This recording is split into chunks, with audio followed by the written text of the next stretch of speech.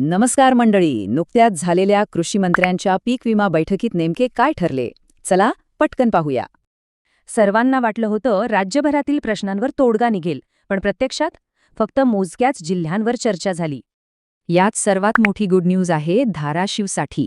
विमा कंपनीने तिथले सगळे आक्षेप अखेर मागे घेतलेत. प्रशासनाच्या दणक्यानंतर धाराशिवमधल्या तब्बल 55 महसूल मंडळांमधले आक्षेप आता पूर्णपणे क्लिअर झालेत. म्हणजे बघा, तब्बल 4,05,000 सोयाबीन उत्पादक शेतकऱ्यांना आता विमा मंजूर झालाय. मोठा दिलासा. याचा अर्थ या शेतकऱ्यांना साधारण 10 ते 18,000 रुपये प्रति हेक्टर नुकसान भरपाई मिळेल. सुरुवातीचा अंदाज पाहिला तर हे वाटप तब्बल 360 कोटी रुपयांच्या घरात जाणार आहे. आणि हो, इतर पिकांचं फायनल कॅल्क्युलेशन झालं की हाच आकडा 500 कोटींच्या पुढेही जाऊ शकतो. त्यासोबतच अहिल्यानगर आणि वर्ध्यातही काही हजार शेतकऱ्यांना प्रत्येकी 12-12 कोटींचा विमा मंजूर झालाय. पण खरी अडचण पुढे आहे.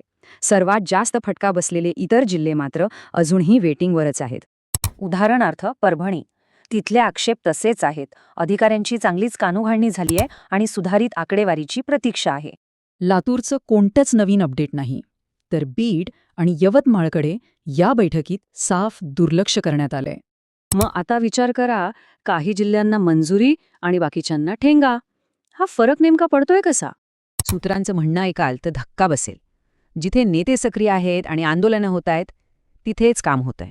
धाराशिव, नांदेड, परभणी किंवा लातूर पहा. स्थानिक नेत्यांनी आणि प्रतिनिधींनी दबाव आणला म्हणून तिथे हालचाली झाल्या.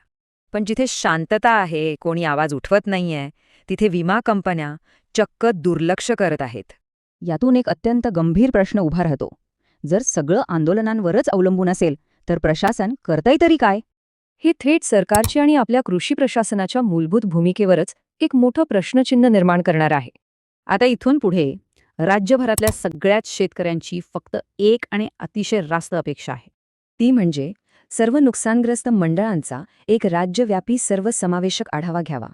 प्रत्येक शेतकऱ्याला समान न्याय मिळावा.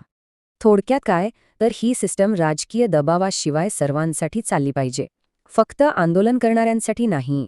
हे प्रलंबित प्रश्न आजच्या आज मार्गी लावण्याचे पूर्ण अधिकार प्रशासनाकडे नक्कीच आहेत. तरीही या अनिश्चिततेमुळे हजारो शेतकरी आजही आपल्या हक्काच्या पैशांसाठी चिंतेतच आहेत, हे नक्की. तर मग आता प्रश्न हा आहे, कृषी मंत्री अखेर सर्व बाधित जिल्ह्यांसाठी एक मोठी आढावा बैठक घेतील का?